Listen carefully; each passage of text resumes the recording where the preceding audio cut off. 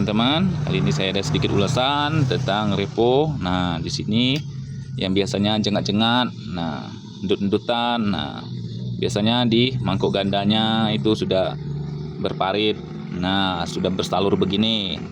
Dan kampas ganda sudah mulai habis. Nah, tetapi seringnya sih di mangkok gandanya duluan yang habis seperti ini nih. Nah, jika kampas gandanya seperti ini, itu berarti masih bisa. Patokan kampasnya ini. Nah, yang sering sih saya temukan di mangkok ganda. Nah, dan juga apabila ada tarikan yang berat di gigi 2, gigi 3 seperti tertanjal 3 bawahnya. Nah, biasanya di kampas koplingnya yang sudah aus, sudah tipis. Nah, disinilah dia. Oke, yuk kita pasang. Teman-teman, lanjut pemasangannya. Nah, kita posisikan dulu arahnya.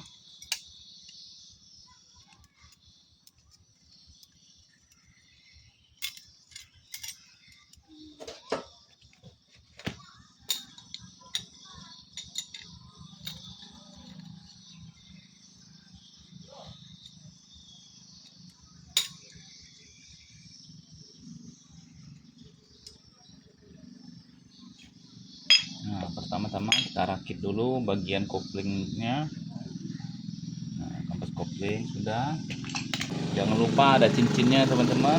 Pastikan posisi ratanya.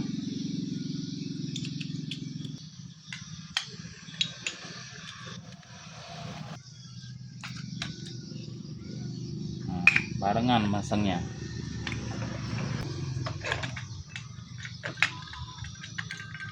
Oke, cincin lagi. Murnya yang kecil bagian kiri.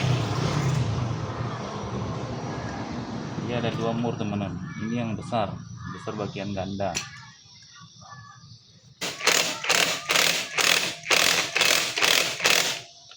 Kampas ganda. Cincin mataharinya jangan lupa.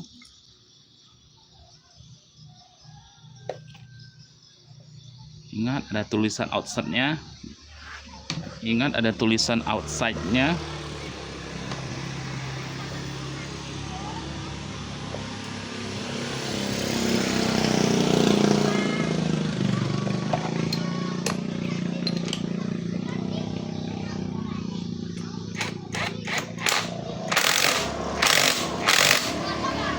Baut penahan mangkok olinya.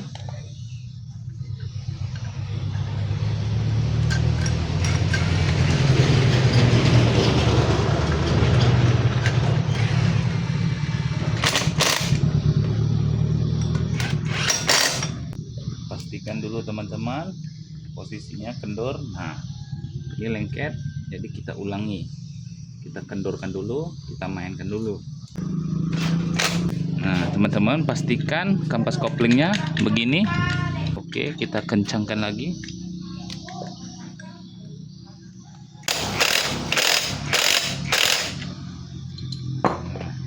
Harus bisa putar ya, teman-teman. Nah. Oke, lanjut pemasangan plat mataharinya, plat koplingnya. Ini berfungsi sebagai per kopling, teman-teman.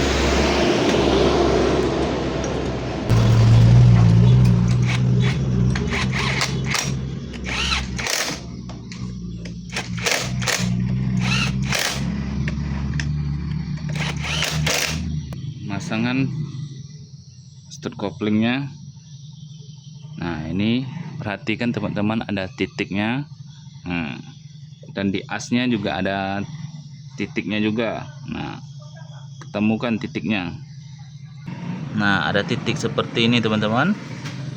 Nah, ini untuk stud koplingnya. Oke, sudah lurus ya.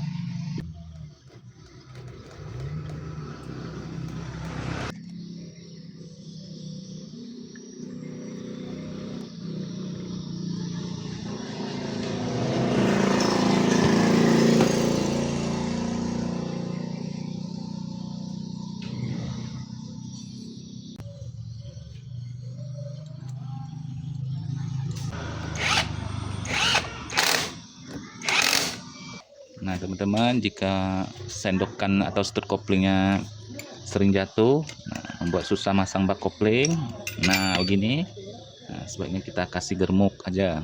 Nah seperti ini. Nah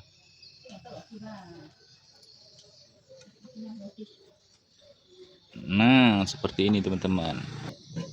Oke, selesai. Terima kasih buat yang sudah menonton.